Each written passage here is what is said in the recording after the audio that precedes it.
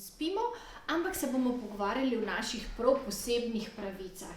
In to je, da smo varni, močni in svobodni. Bravo, že znate. Dajmo še enkrat. Varni, močni in svobodni.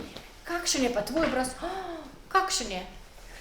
Žalosten. A si ti kdaj žalosten? V vrtcu Kekec Grosuplje že 5. leto izvajamo primarno preventivni program za zaščito otrok pred nasiljem. Gre za 5 do 6-letnike, s katerimi krepimo samozaščitne veščine, kako naj se pravzaprav otroci odzovejo v primeru nasilja. V prvi delavnici naslavljamo čustva, da jih otroci prepoznavajo, kako se na njih ustrezno tudi odzivati. Pogovarjamo se tudi o pravicah, da smo varni, močni in svobodni in pravzaprav, kaj to pomeni, če nam nekdo odvzame pravice. V drugi delavnici naslavljamo teme prijateljstva, naslavljamo vrstniško nasilje, pogovarjamo se o, kako se pravzaprav odzvati v teh primerih vrstniškega nasilja in pa kaj pomenijo dogovori v skupini, ki jih sprejemajo, pravila, ki veljajo v skupini in gradijo prijateljstva in odnose.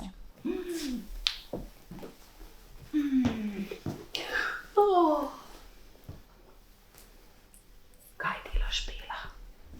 Kaj dela? Spi. Ima ona pravico, da spi, če je utrujena? Ima pravico, da spi? Ja. A imate vi pravico, da spite, ko ste utrujeni? Tako je, ja. Vsi imamo pravico do spanja, če smo utrujeni. Res je, prav. A imate vi, otroci, še kakšne pravice? No, Gabriel. Da gremo telovaditi. Da gremo telovaditi, bor skala. Da rokomet bacamo. Da lahko spimo. Tudi, da lahko spimo. Kakšne pravice imate še otroci? Jaz te delavnice, ki jih izvajajo v vrtcu, ocenjujem kot izjemno kakovostne. Zaradi tega, ker res opazim tudi potem razliko na moji deklici, kako je vse to dojela, da ni bilo to na nek mogoče slab način oziroma na nek tak, da je bila prestrašena ali kakorkoli, ampak da so zajeli na prijeten način skozi igro in so potem iz tega lahko tudi veliko vsebin potegnili ven. Tako da definitivno so izjemno kakovostne delavnice. Moja punčka je doma večkrat komentirala, recimo kaj so delali, sploh ko so vzgojiteljice igrali različne skeče, je doma potem opisovala, kaj so se naučili, kako so zaigrali. Predvsem se je pa opazila to, kar se je ona naučila skozi igro z bratcema. So bile recimo kakšne interakcije, različne prepiri in en dan se prav spomnim, ko sta se z bratcem nekaj skregala in se je ona postavila in je rekla, jaz sem varna, močna in svobodna in smo kar za trenutek vsi malo obstali, tudi bratec mu je bilo nekaj novega in glede na to, da je bila naša punčka prej tako, da se je rajš malo umaknila v ozadje, je definitivno prinesla polno enih koristi in zdaj se zna nekako skomunicirati to, kar ona čuti. Definitivno bi priporočala te delavnice vsem staršem, predvsem zato, ker to so izjemno pomembne teme.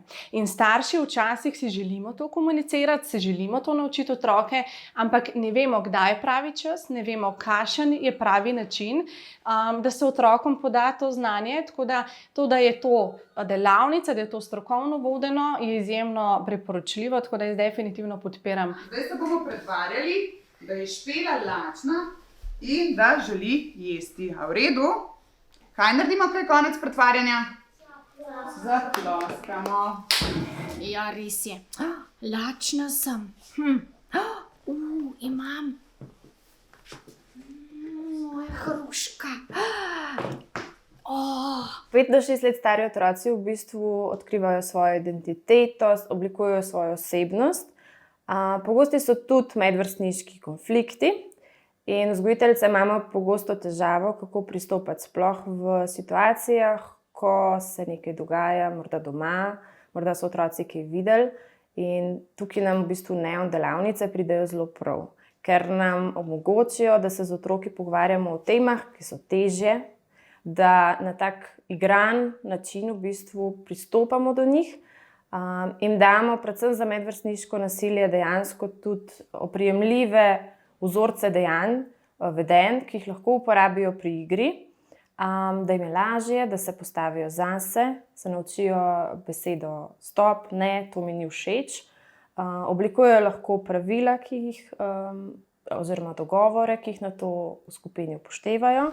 Špela, živjo! Živijo, Klavdija. Kaj pa počneš? Poglej, igram se z lopatko. Jo, aj nova. Moja nova lopatka. Daj mi jo. Zdaj se jaz z njo igram. Rekla sem, da mi daš lopatko. Reci prosim. Ne bom ti rekla, prosim, takoj mi daj lopatko, ali pa ne bom več tvoja prijateljica. Tako, zdaj pa pojdi stran, ker se jaz igram z lopatko. In da ne bi to komu povedala. Si razumela?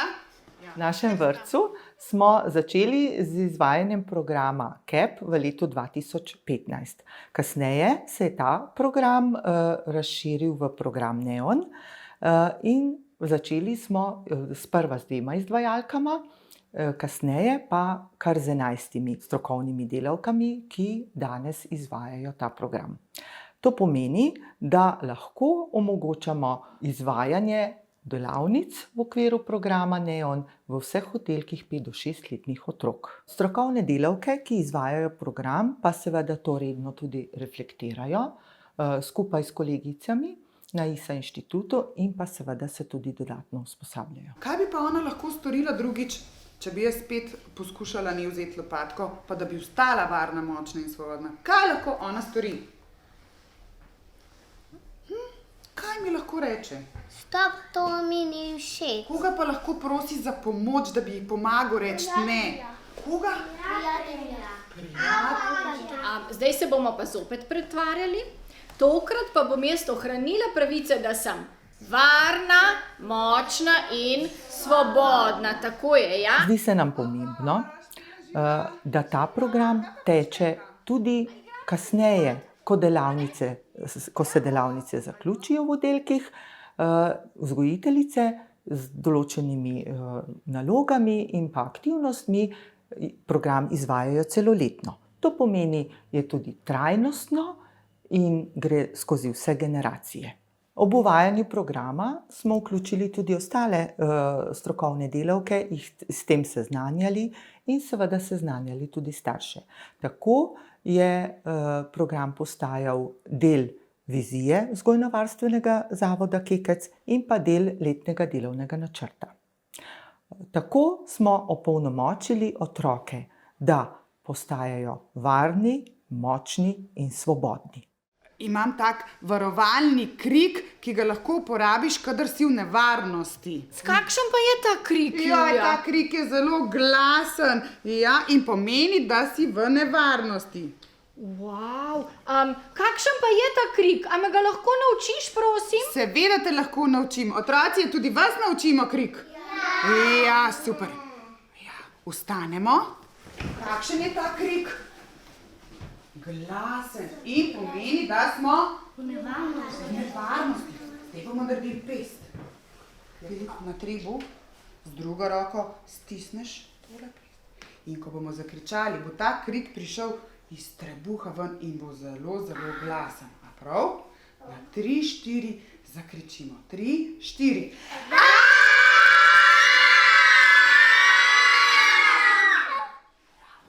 Preko lutkovne predstave otroci spoznajo te samozaščitniške veščine, s katerim se ubranijo v situaciji, ko so mogoče ogroženi strani neznane osebe.